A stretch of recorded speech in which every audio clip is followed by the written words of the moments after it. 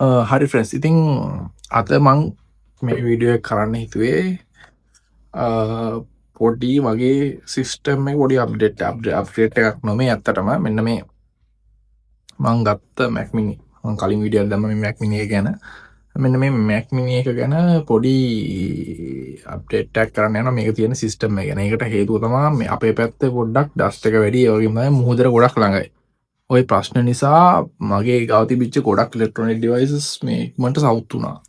ඒ කියන්නේ ලැප්ටොප් එහෙම ගොඩාක් ඉක්මනට ඒක ඇත්තට ඩස්ට් එක ගිහලා ඊට පස්සේ පොඩ්ඩක් මෙහි පැත්තේ ජල වාෂ්ප වල ලුණු ගතිය වැඩි. ලුණුත් කික කලවම් වුණාට පස්සේ ෆෑන් වල මේ හීට් සින්ක් වල ඔක තැම්පත් වෙනවා. ඊට පස්සේ ඔක ඉක්මනට දිරනවා.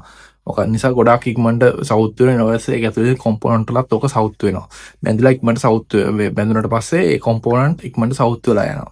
ඉතින් ඔන්න ඔය ප්‍රශ්නේ විසඳන්න මම පොඩ්ඩක් ක්‍රමයක් කල්පනා කරා අනිවාර්යෙන්. මොකද මේක අපේ තියෙන එන්වයරන්මන්ට් එකේ මේ Mac mini එක යූස් කරොත් මට මේක මම හිතන්නේ අවුරුදු මොකද මේක සීල් එන්නේ ෆුල්, ගලවන්නවත් ගලවලා සර්විස් කරන්නවත් බෑ. ඒ නිසා අවුරුද්දක් දෙකක්වත් පාවිච්චි කරගන්න පුළුවන් වේද කියලා හිතා ගන්න බෑ. මොකද මේ ලුණු ගිහිල්ලා මේක සවුත් වෙන්න පුළුවන්, කොම්පොනන්ට් ටික ඩැමේජ් වෙන්න පුළුවන්. ඩැමේජ් වුණොත් මේ ආයි ගොඩ ගන්න විදියක් නැති වෙනවා මේක.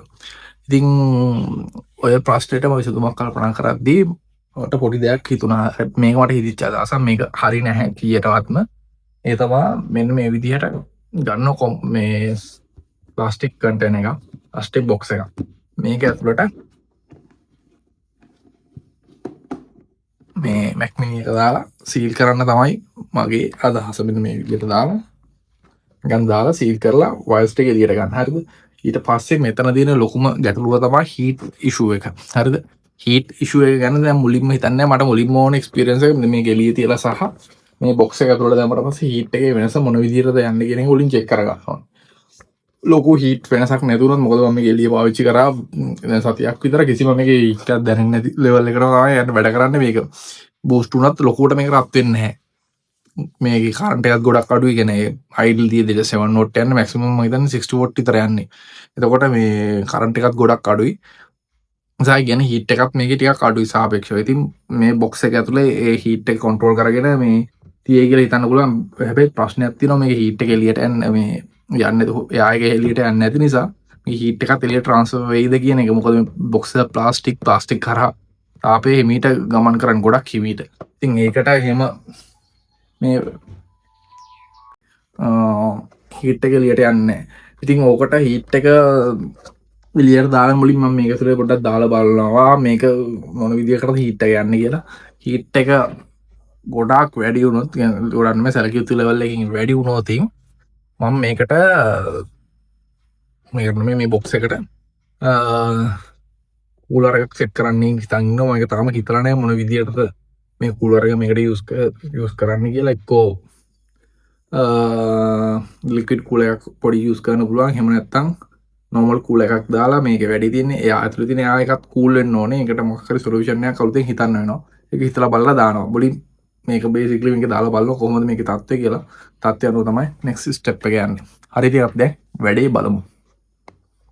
හරි, ඉතින් මගේ මේ මුලින් ඉස්සරහ පැත්තේ පොඩි සිතුරක් විදා ගන්න මේ බ්ලේඩ් එක යූස් කරලා බලමු මේකෙන් පුළුවන්ද කියලා. හිතනට වඩා ටිකක් අමාරු වගේ.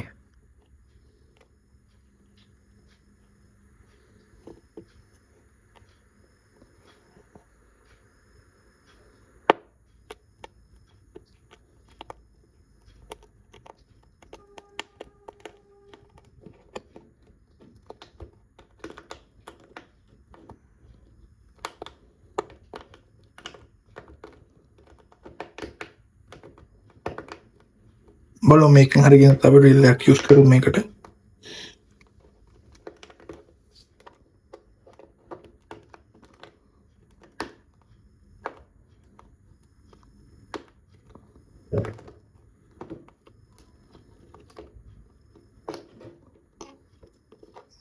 කාරයට සිදුරක් විදගත්තා.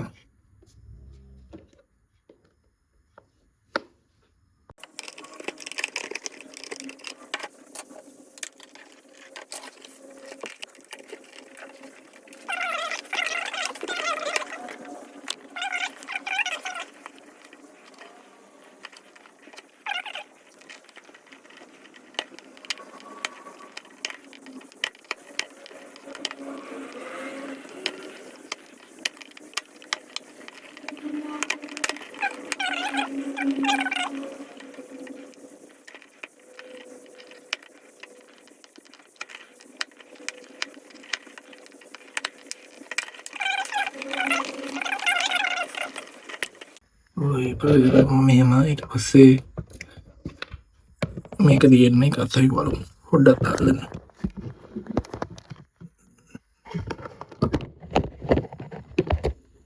අගත්තා මේක දැම්ම මේකත් දැම්මා. ඊට පස්සේ මේ පැත්තෙන් USB type C cable එක දැම්මා. මේ sorry iPhone cable එක දැම්මා මේ පැත්තට.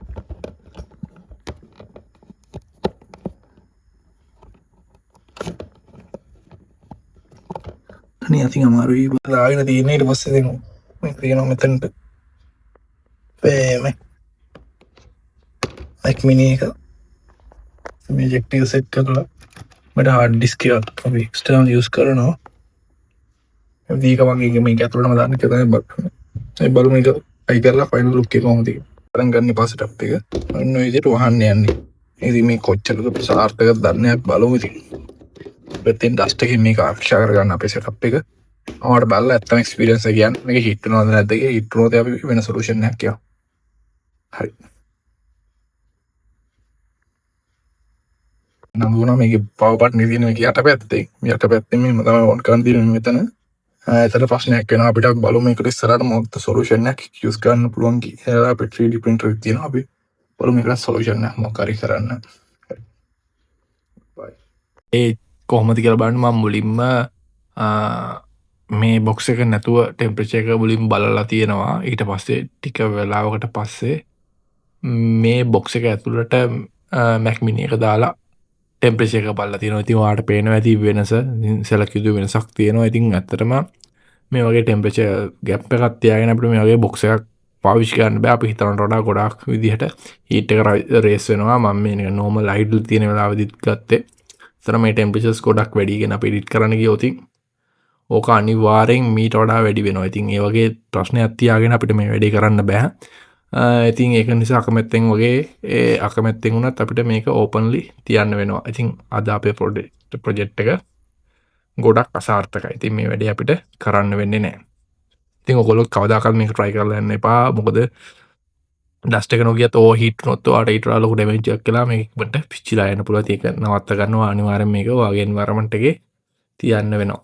අපි බලමු ඊට වඩා හොඳ සොලියුෂන් එකක් ආවොත් ඒක මේකට ඇඩ් කරගන්න. දැනට තියෙන සොලියුෂන් එක අනුව ඒක සාර්ථක නැහැ.